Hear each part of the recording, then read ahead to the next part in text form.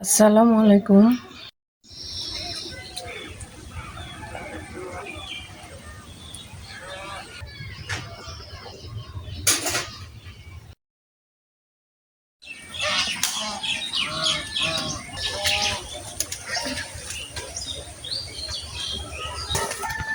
তীব্র গরমের ভিতর আল্লাহর রহমতে আজ প্রচুর বৃষ্টি সাথে ঝড়ও হয়েছে।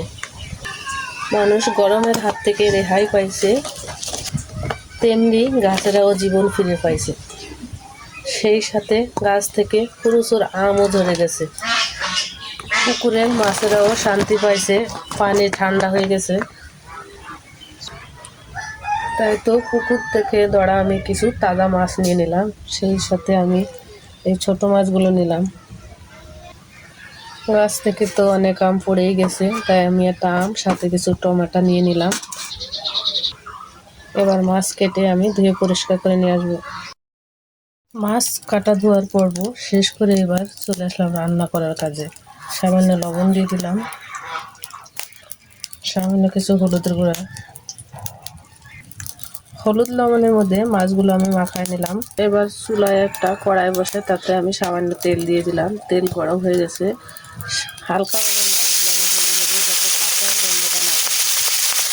এই মাছ অনেকেই কাঁচা রান্না করে, আমি কাঁচা রান্না করবো না, কারণ কাঁচা মাছ আমার বাচ্চারা খেতে চায় না। এবার আমি একটা সাইড করে উল্টে নিলাম।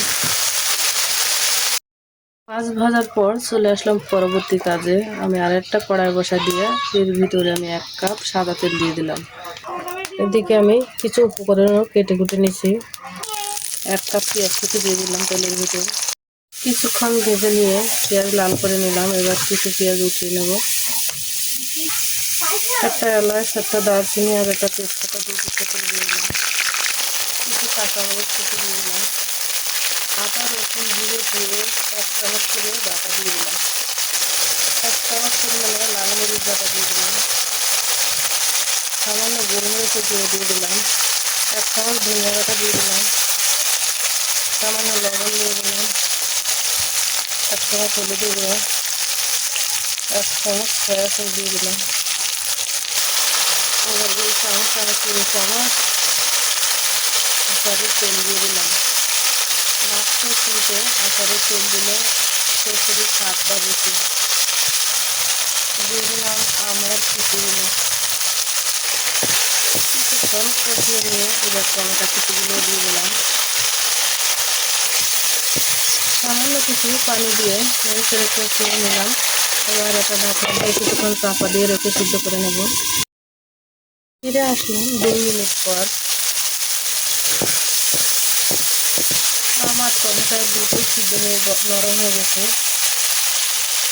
এবার 2 কাপ পরিমাণ পানি দিয়ে দিলাম। অপেক্ষা করব বলক আসা পর্যন্ত। বলক এসে গেছে, এবার দিয়ে দিলাম উপর থেকে মাছগুলো।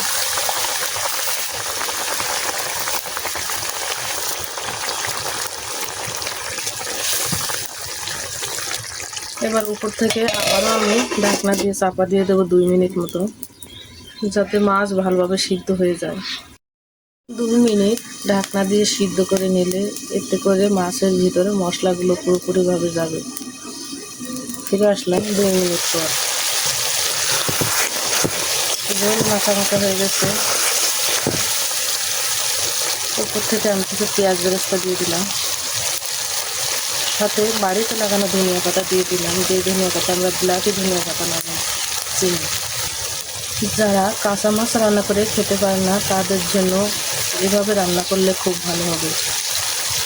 একটা মাছও ভেঙে যায়নি, পুরো মাছগুলোই আস্তে আস্তে। আসসালামু আলাইকুম। আশা করি আমার এই ছোট মাছের চচ্চড়িটা আপনাদের কাছে ভালো লাগবে। ভালো লাগলে পাশে থেকে সাপোর্ট করবেন, আর এইভাবে সবাই বাড়িতে রান্না করে খেয়েও দেখবেন। গরম ভাতের সাথে খেতে ভীষণ মজা হবে।